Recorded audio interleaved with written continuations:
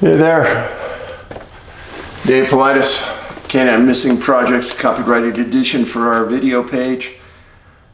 And we're back in the silo again. Fires have been really bad in Montana still, but I don't want to harp on it. But I do want to tell you this.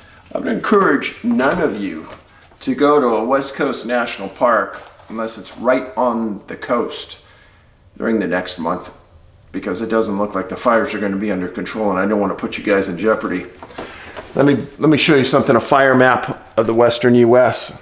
So this is Montana, and all the larger red dots are big fires. And then this is Idaho. For the size of Idaho, they have the most fires, I think, per square acre anywhere in the US, followed closely by California. Now this yellow area right here in California is the area around Yosemite. They have 14 fires burning there right now. Do not go to Yosemite unless you want to singe your lungs with horrific air. The other thing is, don't go to anywhere in the Sierras during the next month, because a fire can get out of control very quickly, and with that, if you're camping somewhere, you can be inundated with no way out. A lot of roads, there's only one way in and one way out, and you'll get trapped. And luckily, it hasn't happened much in the last 10 years, but don't do it. And Yosemite right now is inundated with smoke. Glacier, inundated with smoke. Sequoia National Park, Kings Canyon National Park, inundated with smoke. The area around Mount Shasta has a huge fire burning in it around Northern California. Let's talk about that for a second here. So this is the area around Mount Shasta, and it's got a couple of big fires and a series of smaller fires. Eastern Oregon has one of the biggest fires in the US burning right now. And then Northern Washington and Eastern Washington have a couple of really big fires going. And then 4 big fires right near the Oregon-Washington border in the eastern US. One small fire just south of Olympic National Park. But this area, bad. That's Cascade National Park region. So, yeah, it's bad. And even Colorado has some bad fires burning right now. So, stay away from it. Don't get involved. I don't want you to be victim. And I need you to be safe. And I'm looking out for you guys all the time. Now, a couple things. Just came back from the Kelso Squatch Fest conference. Huge. These conferences are getting bigger and bigger. It was unbelievable how many people were there. And again, I'm truly humbled by the biggest line at the conference was at our booth. And I met so many unbelievably nice people. It was overwhelming. I can only be shocked by the amount of people that came to the booth and said that they were outdoorsmen. They loved listening to the program. They liked hearing about the hints and things about making hiking safety. They said, Dave, you keep talking about mental health because it's a big thing that our press isn't talking about. And somebody needs to help guide us through this time. I heard this so many times.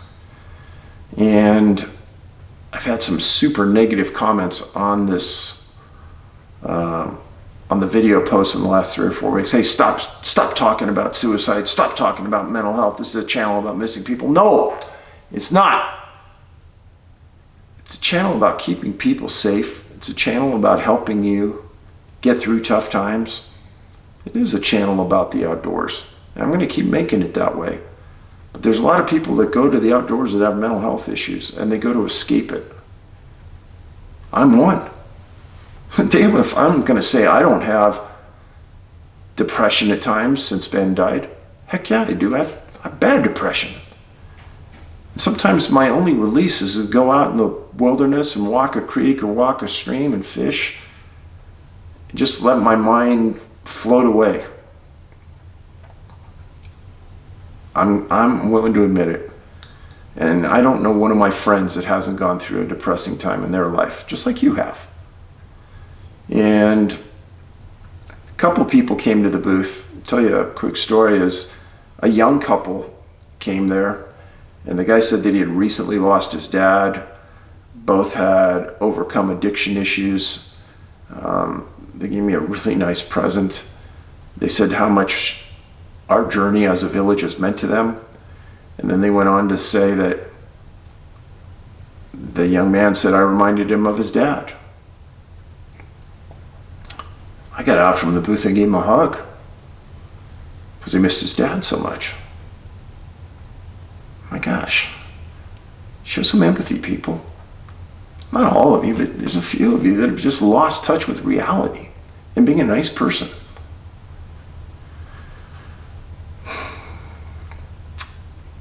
I don't know what to say about it all.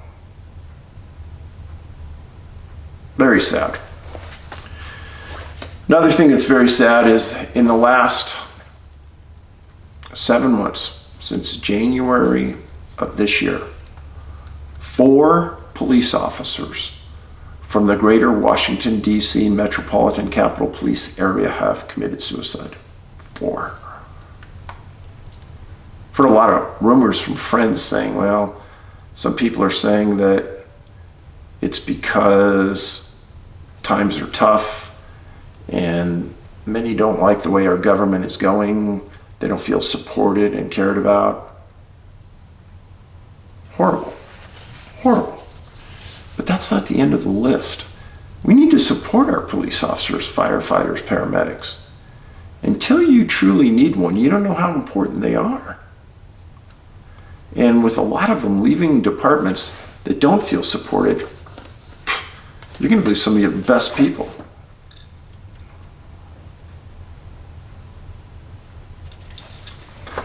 I made a post on Twitter the other day about this YouTube page. And the post was about subscribers. And right now, we just crested over 300,000. Thank you. I care that anyone even wants to listen and follow and support. And then thank you. But when we first started this channel, it was just to promote a few movies, one movie that we had out, and a series of missing cases that Ben had filmed with me in the wilderness. And he said, yeah, Dad, let's just start a channel. One of the last phone calls, one of the few of the last phone calls I ever had with Ben was in January of this year when we crested 200,000 subscribers. And he was ecstatic. He said, Dad, you've done a great job. You know, together we've built this channel into something important, and you know, you keep pounding that drum about the importance of it, and let's think about how we're going to construct it as we move forward. It was a great talk. And I gotta say, when we crested 300,000, Ben was at the forefront of my mind. It's really a testament to his vision that I'm even talking to you. And his support of me in thinking I could somehow communicate with masses. So, a lot of you have said, hey, Ben's looking down on me right now. I pray that he is. And I pray that he's helping you too. And for all of you out there that do have mental health issues, this is the village where we communicate issues to each other, and we help each other, and we stay positive, and we be supportive. And anyone who wants to say something different, I'll get rid of them eventually. Give them a couple chances, but then they're gone.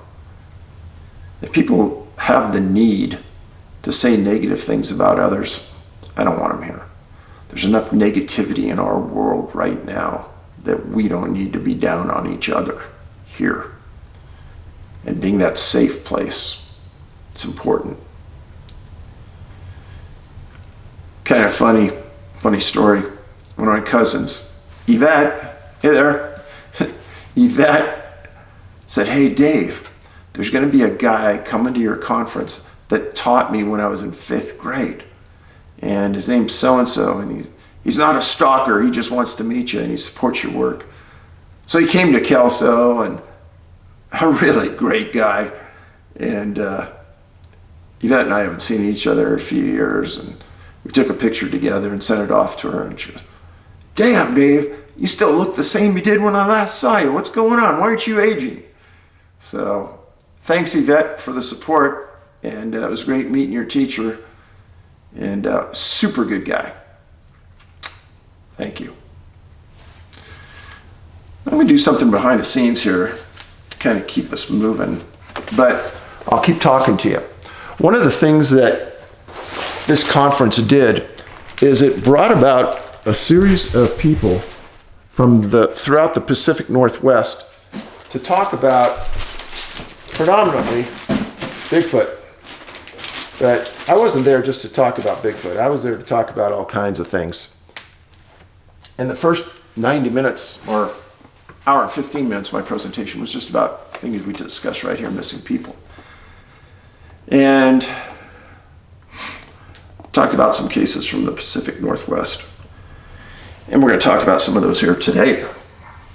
And I ran into some people that ran into someone who was missing out there in the wilderness. And it's a very interesting story that we'll discuss. But first to the mailbag. Hi Dave, this is my old stomping ground. This park is where I developed my love of the nature, and this park fueled my desire to leave DC, and in fact this park helped me escape from DC finally. I love this park, and oddly enough I found a job here at the park without actually looking for a job, go figure. I'm pressed for time at the moment, and you have heard much stranger tales than anything I have to tell, but I have had repeated strange occurrences in this park. I've been stalked in this park repeatedly by something I could not see. I've had enough strange experiences that I am convincing something is going on in that park.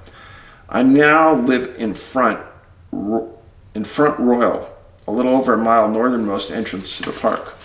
Quickly, this is Shenandoah National Park they're talking about. Quickly, Skyline Drive winds around like a snake, and it is unsafe to drive much faster.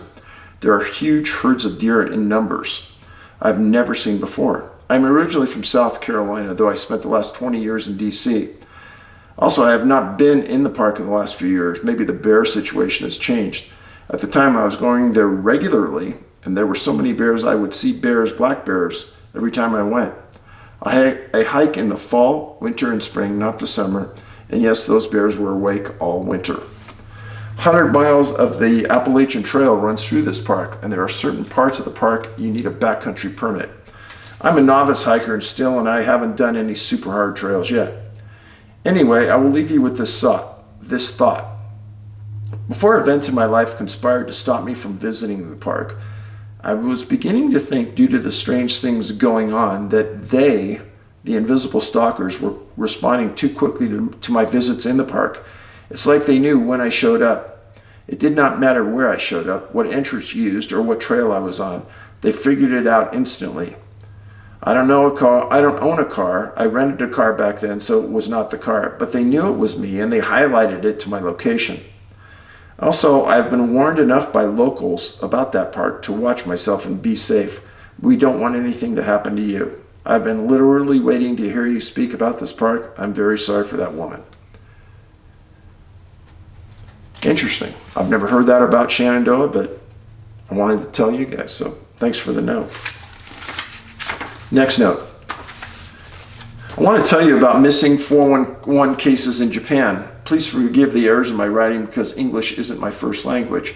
Sadly, it's very hard, if not impossible, to find cases like yours in books because there are thousands of suicides and voluntary disappearances in Japan every year, and autopsies are rare. If a person in Japan is missing, you aren't able to find enough information for missing 411 research. However, I'm about 100% convinced these things are happening even if we don't know about them, and I'm going to explain why. The Japanese have a word called kamikakushi. Kamikakushi. Although the word has nowadays more to do with Japanese pop culture, it used to describe the sudden and strange disappearance of a person. When someone has been lost without a return in the woods or in the mountains near a shrine, or when they have disappeared from a village without giving any warning, said to have been abducted by a deity or spirit. The word was first mentioned in a book named Tono Monogatari, The Legends of Tono, by famous Japanese folklorist Kunio. For many centuries, Japanese people told each other stories about people disappearing and reappearing under mysterious circumstances. Yanagita collected these stories and made a list of observations common to most kamikakushi. First, he said that more often than not, boys and young men were the ones to be taken, and they were labeled kamikakushi only when they were found and did not reappear after several days. Only when they were not found and did not reappear after several days. The majority of kamikakushi happened during the winter and harvest seasons. And finally, if the abductee was fortunate enough to be returned home, he sometimes had some mental disability, had gone crazy, or told stories of wondrous journeys to faraway places and flying through the air. It happened to all sorts of people: farmers, hunters, samurai, men, women, children, and so on. And just like many missing 411 cases, people also disappeared out of groups. It is said that there are people more predisposed to become victims of kamikakushi because it is more common in times of high emotional instability, such as children who are too neurotic or suffering from mental retardation, or women who have had postpartum complications. Another similarity is that some people appear in strange places like the roof of a shrine or miles away from where they have disappeared. For example, in Legends of Tono is a very old tale about a group of 5 samurai who are on their way to deliver an important message. When they traveled through a forest, one of them suddenly vanished without a trace and without making a sound. Only his horse was still standing there. The others searched for him, but he was gone. A few weeks later, the lost samurai was found in the same region where he vanished by a traveling farmer and his wife. He was dirty, emaciated, unable to speak, and so disturbed by whatever he experienced that he had to give up being a samurai. People said that he was teleported into the spirit realm where his soul was stolen. The remembrance to some modern 411 cases is uncanny. Dear Mr. Paulides, there is no doubt that the phenomena you are describing in your books is old knowledge that has been lost. Thanks to you, people are starting to become aware of it. Our ancestors aren't stupid, and were not stupid. They knew that something strange was happening. Thank you for your work. That is interesting to me. I like hearing about similar issues, especially older stories from other countries. I think that adds a lot to the research.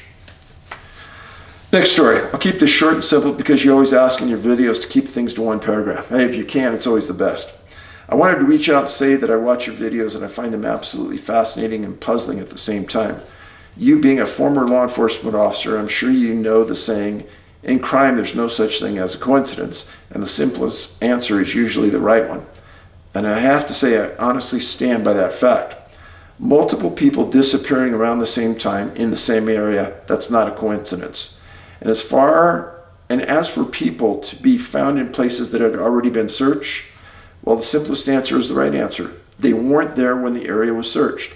But lead us to the next logical question. Well, where were they when the searchers were around? How did they get there after the area was searched? Why were they put there, and who put them there? I don't want to ramble on and make this too long because I hope you'll read this, but I support your work and truly believe there are just some things in this world we cannot explain or are not yet capable of explaining. Thank you for everything you do. So I've always said that whether it's a cattle mutilation or it's a missing person, if they're put back in an area, a general area where they disappeared, whoever, whatever put it there wanted us to find it and wanted to have a lesson by it, in my understanding. Because if these groups are so good to take it away without ever being seen, they could put it anywhere they wanted. But they're telling us to pay attention, and we don't get it yet, in my humble opinion.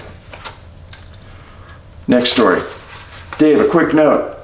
Followed you for years, love your work. Just wanted to let you know how bad I feel for you losing your son, Ben. Wanted to share a story with you. I believe in God and Jesus, but believe he would be disgusted with the state of religion these days. Oh well, on to the story. My dad passed away in September 98. Since the day he passed, I took care of my mom. My parents were amazing to me growing up, so I wanted to return the favor. I took care of my mom for 16 years until her death in February 2014. I was devastated. Less than 1 month later, I lost my job. I was feeling down. Things could not have been worse. And to boot, my girlfriend's mother had breast cancer at the same time, and her dad was having liver troubles. Jeez. It was bad all the way around. At the time, I felt the worst. I was going to bed one night with my cat, and my mom's cat, to boot. Just as I laid down to sleep, I heard my mom yell, "Pat!" from the front room where she slept in a lift chair. She had passed away about a month before this incident. I froze. Did I hallucinate this? At the same time I heard her voice, both cats jumped up and looked towards the hallway. They heard my mother also. No way I hallucinated this. My point? There's something beyond this life. My mom was letting me know she was fine. Don't give up, Dave. Keep the faith and bet in God. One of the big reasons why I say to keep animals around you, even in the woods, because they're an early warning device. They can see things, hear things that we could never imagine. So when a dog's ears perks up or when a horse's ears perk up and they look, it's meant to pay attention. So let's cover a couple of cases for you that I heard about when I was at the Kelso Bigfoot Conference. And one of those days, Angie and I took a drive and we went out towards Mount St. Helens. It took us about an hour to get out there. If you're ever in the area, go do it. It's an impressive sight to see, and brought back a lot of memories of the disappearances I've written about in that area. First case. This involves a young woman named Maureen Kelly, 19 years old. Disappeared June 9th, 2013. She was a Pacific Islander. She and some friends were in the Canyon Creek Campground in the Gifford Pinchot National Forest, Skamania County, Washington. She was from Vancouver, Washington, and so were her friends. People said she was on a spirit quest, which is, according to some, an emotional healing journey. And according to some, involves ayahuasca, mushrooms. Sometimes people do it sober. Well, at 5 p.m. on June 9th, 2013, Maureen got up from the group, started undressing, took her shoes off, took all of her clothes off, grabbed a fanny pack that contained a compass, a knife, and some matches, and turned and walked into oblivion. Her friends knew she was going to do this spirit quest, but didn't know she was going to do it quite the way she did. She was supposed to be back in a few hours. She never came back. After midnight, the friends called the Skamania County Sheriff. They came out, took a report, and soon after, search and rescue teams came out.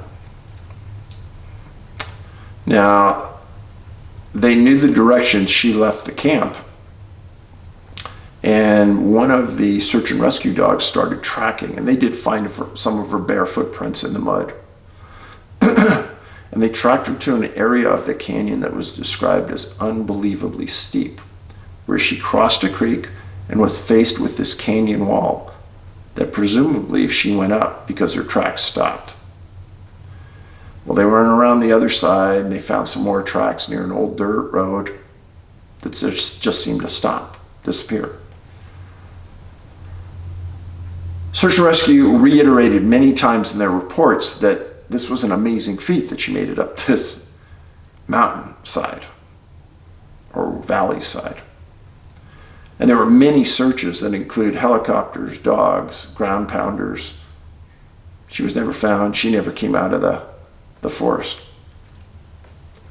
So what happened to Maureen? Well, first of all, Beautiful young lady. And some people said, well, maybe she was taking some substance that altered her ability to think clearly. But even if she had, after a couple days, she would have sobered up. Now, the night she disappeared, the temperatures got into the 40s. Pretty chilly if you're naked. Hypothermia can hit you pretty hard, pretty fast, and take your life. On many of these Vision Quest trips, there's somebody who acts like a guide that kind of stays with you or nearby you to make sure that you're going to be okay. In this instance, it didn't happen. So, that's the Maureen Kelly case. Next case, also very, very peculiar. And it happened just 15 miles away from where Maureen disappeared. And this was a man. His name was Austin Oldfield, and he was 39 years old. He's from Louisville, Kentucky, and had driven from Kentucky to the Pacific Northwest because he had an ongoing love affair with that region of the United States ever since he was very young, his relatives said. And he met some friends and played some guitar. He was an excellent guitar player. Apparently got into some type of argument with him. And he took his black Saturn and drove into the forest near Lone Butte in the Gifford Pinchot National Forest. This is the second case. This happened in September 2015. Maureen was June 2013, so a little over 2 years after Maureen disappeared. Well, he texted his girlfriend on September 17th saying he was okay and he was setting up camp and he'd be out there for 2 days. Well, he never texted her back. Fast forward to September 19th, 2 days after he set camp. Stop it there. So I'm at this conference in Kelso, and this guy comes up to me, rugged looking dude, and he says, Dave, I've got a story. I know your work, and I've got a story for you about what I found in the wilderness one day. It was during archery season, and it had to do with Austin. And he said he was on his archery hunt, and he heard somebody yelling in the woods like they were angry. And he was afraid that maybe it was another hunter. And he said he walked out towards the sound and called out. He says, hey, do you need help? And he said, yes. And he said, are you lost? He said, yes. And he walked towards him. And he told me, he says, this isn't meant to be an obscene comment, and don't take it that way. He said, the guy looked like Jesus Christ on a bender. Those were his words. And he said, the guy was rambling.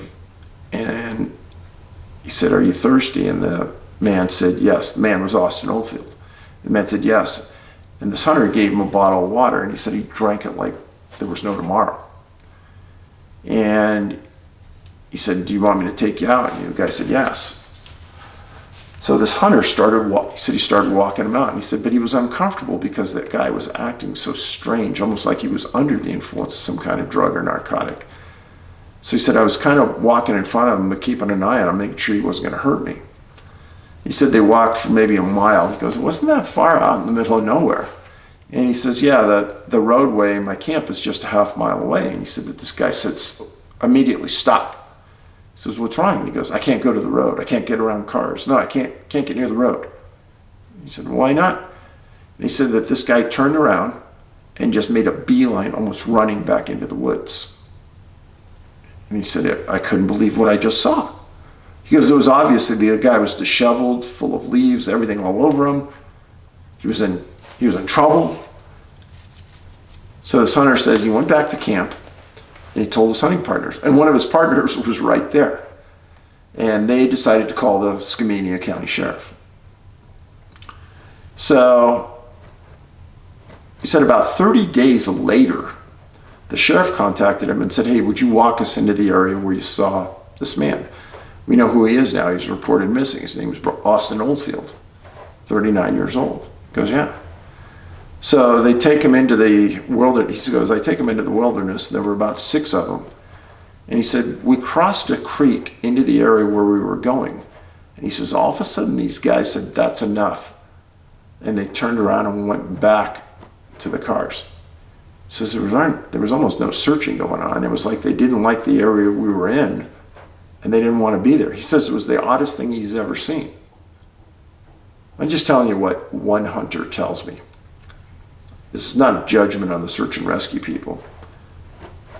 But in total, there were 100 ground searchers that were brought in initially after Austin was reported as missing. Several search and rescue organizations, flyovers. Austin's brother did a post and said that his brother was on a vision quest. And he hoped that his brother got a ride out of the area, and that's why searchers didn't find him. So it's been almost 6 years now. Austin hasn't been found. And again, this is just 15 miles from where Maureen disappeared. So this is Austin. And not a huge guy, but had a good beard when he was had this picture taken.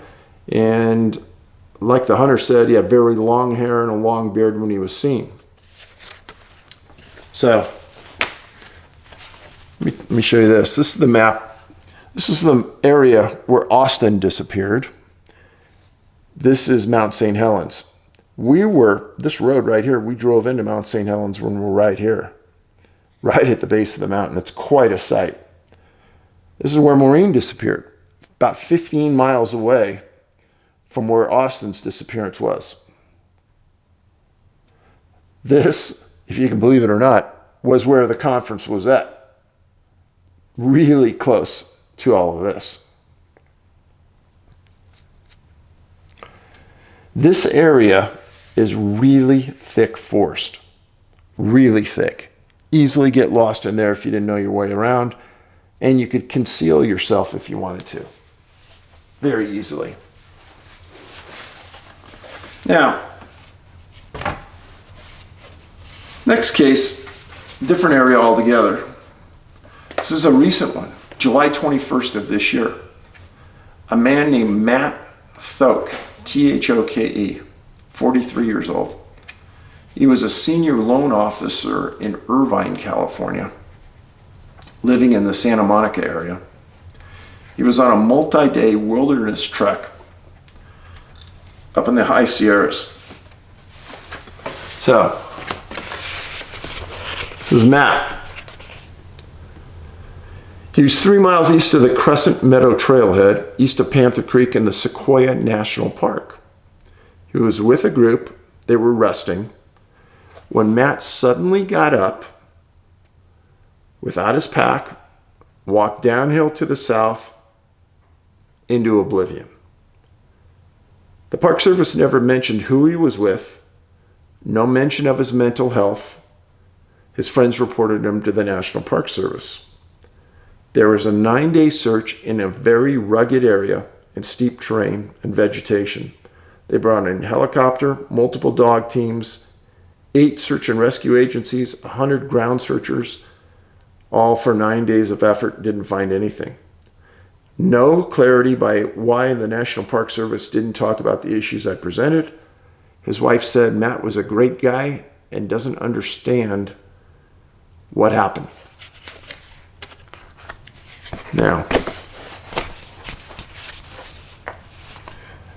this is an area where Matt was last seen, just on the other side of Panther Creek. This is the General's Highway into Sequoia National Park. The General is one of those huge sequoia trees. That was the name. This is Sequoia National Park and Tunnel, the log. This is Crescent Creek. This is the High Sierra Trailhead and the Crescent Meadow hiking trail with the giant sequoia trees. So you can kind of logistically find yourself here. So, again, Matt was supposedly last wearing an orange tank top, much like he was wearing right here. He was last seen again on the 21st of this year. So that was almost 14, 15 days ago when this video goes up. Searchers have given up the effort. Now, why is this important to me and you? First of all of these appear to be, on their face, voluntary disappearances. Did they have mental health issues? I don't know, because nobody is saying. And why doesn't anyone say if someone did have a mental health issue? Well, if you think about it,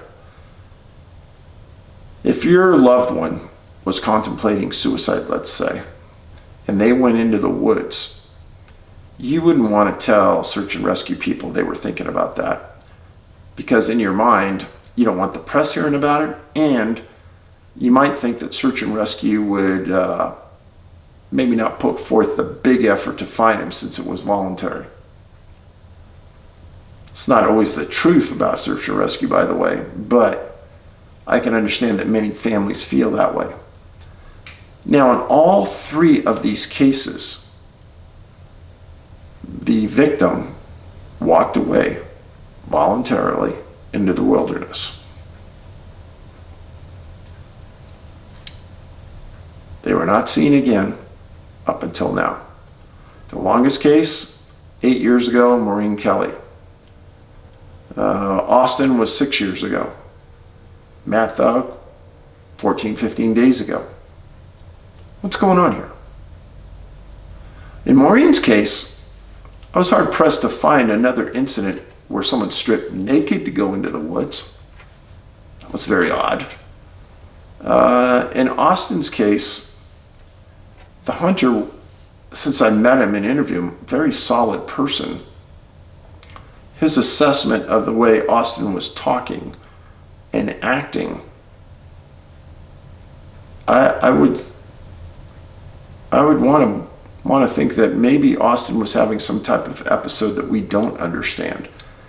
Maybe he's had these episodes around his family before and they haven't said publicly what this might be. But I understand why it wasn't found. Also in Austin's case, the area that the hunter saw him last, that I described, there was some conjecture that maybe Austin had been picked up by somebody and driven to another area where he asked to get out. It was never confirmed, but that was one belief about why the searchers didn't find him in that area by Lone Butte.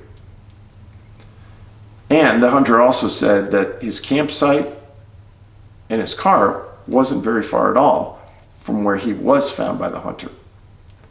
Even makes the whole thing more perplexing. So search and rescue.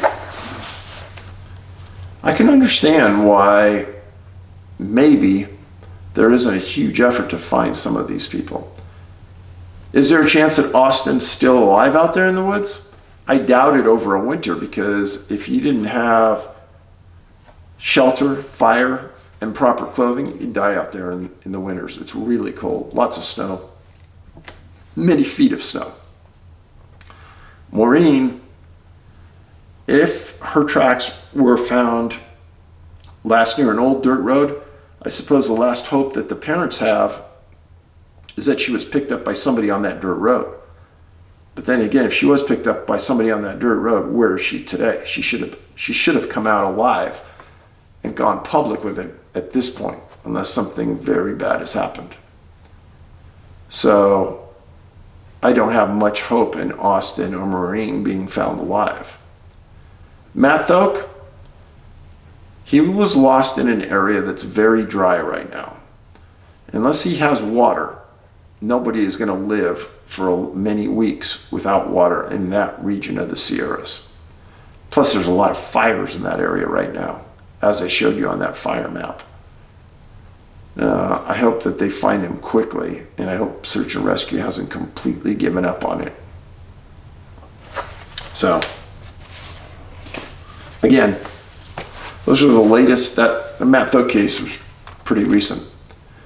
Now, these are not classic missing 411 cases. And I'm reporting these to you for two reasons. First of all, it helps you differentiate between what is and what is not one of the cases that we would research. On each of these, it sounds like it's a mental health issue almost at some point. If Maureen was only going to be gone 2 hours, you wouldn't think she would walk very far. But walking up that steep hillside is really, the only thing you can think about is it's meant to put distance between you and others so they won't find you. Because nobody in their right mind, even search and rescue, could have made it up that hillside that was described. So, on voluntary disappearances, it's one of those things that we're just overwhelmed with normal 411 cases. These type of cases, again, if you find them, please don't forward them to us. We're just overwhelmed with other things. I respect the fact that people want to take off on their own and live in the wild, as it sounded like kind of Austin wanted to do. I wouldn't bother them. I would just leave them alone. And I know for a fact in Montana, there's a lot of people that live way out in the middle of nowhere and don't want anybody to bother them. Fine, that's your life. I respect that. Leave them alone.